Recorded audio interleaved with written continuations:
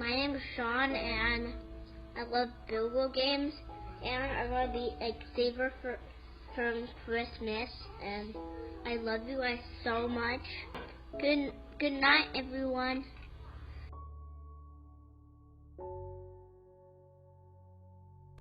Hello, my name is Shawn Cannon Sr., and this is my wife, Erica Cannon.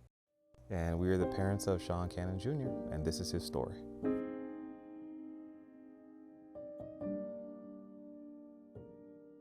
On February 12th of 2015, he was highly anticipated. Everybody wanted the Cannons to have a boy, and we finally got our boy. Got our boy. I was excited. So excited. Because I was done after this. But when I found out we were having Shawn, that was it. He was the bookend to our 6. It's Cannon 6, Cannon and 6. that's what he was. You know, he had his 3 sisters, and then we finally got our boy. The sweetest boy you would ever meet. Sweetest boy, love and light, our boy. Love and light. The sweetest boy. Divine perfection. Divine perfection. And just his spirit, just whenever he came into a room, just the biggest heart. Heart of gold. And as the baby of the bunch, he couldn't wait to get taller than his sisters. He played baseball. You'd catch him on the infield dancing every time. And come to find out, his sport was probably basketball. But baseball was always fun to watch. He was very intentional with his kindness. He was very, very concerned about everyone all the time. And at just 7, he made sense of things.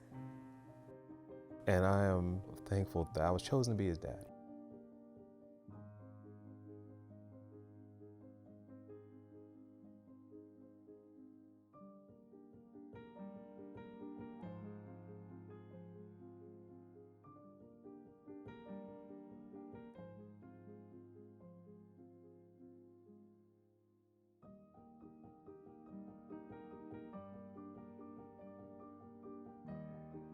We did follow up with the specialist, and I explained to our doctor, I said, you know, he's showing me things. He was 6, going to be 7. I said, he's showing me things that are concerning. He's pacing back and forth. He's doing deep breathing exercises on his own. And I would ask him, buddy, what's wrong? What's the matter? And he would say, I'm just counting. I'm counting. Well, what we know now is that he was calming himself down because his heart was racing, and we didn't know that. We weren't aware of that.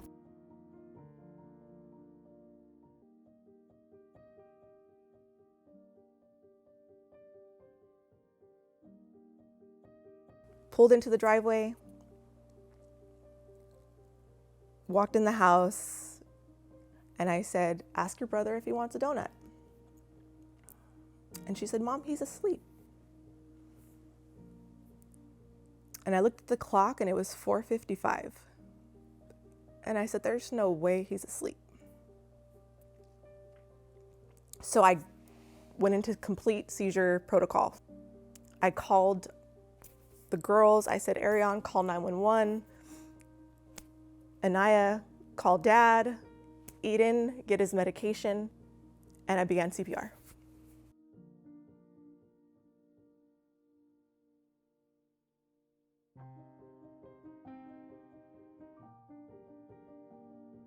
I parked right in front of the house across the street, hopped out of my truck, and just ran inside the house.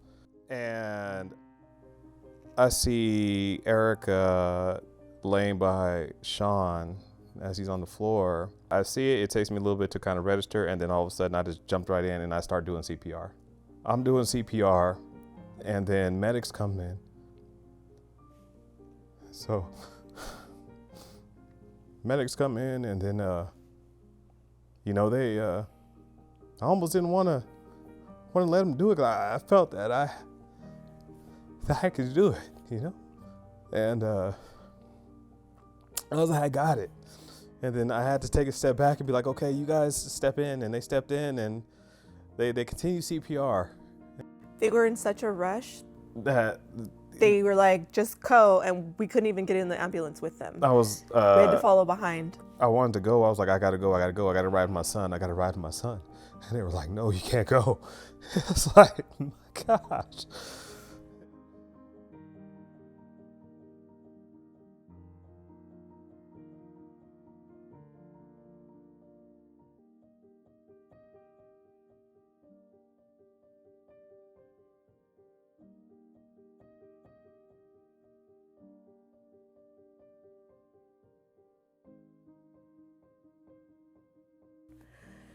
So at that point, he said, oh, we can get some cardio tests done. And that's when they called Dr. Cortez. That was the first time we met him. And that's the first time we met him. And I'm forever grateful for him. Yes. Because he was the only doctor and the only provider Who had an answer. who had an answer for us.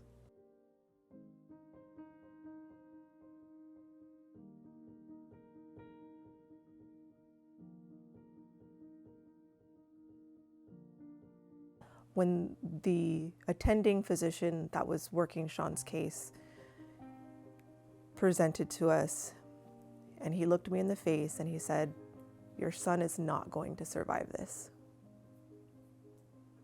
My heart stopped. And we knew that our lives were forever changed. I knew that there was going to be a very big decision that was going to have to be made based on the information that I have, based on what I'm seeing, based on what's going on. And that was the hard part for me as a dad, because this is a decision that nobody ever wants to make. No.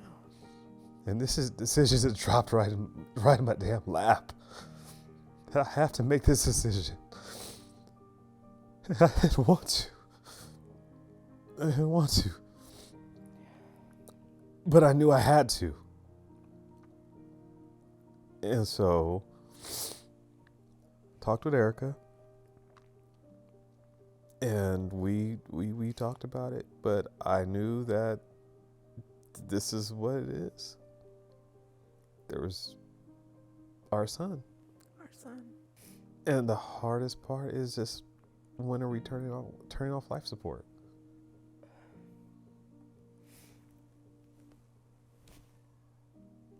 That's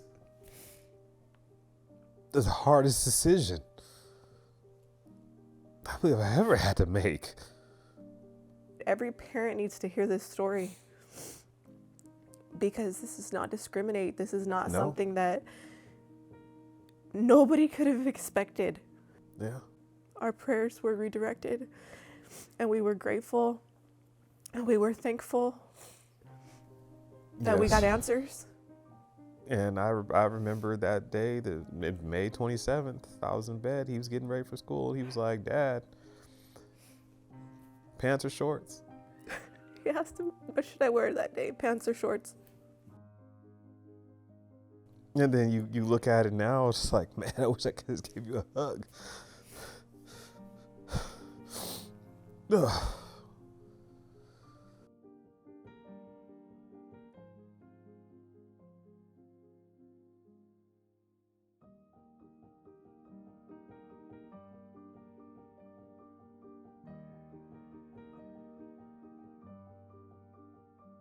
He is everybody's hero. He's going to save lives. His story is going to save lives. Mm-hmm. And with his love for superheroes and his passion for everything Spider-Man and Marvel, it just made sense. And it did. He's saving lives one heart at a time. That's it. One heart at a time. One heart at a time.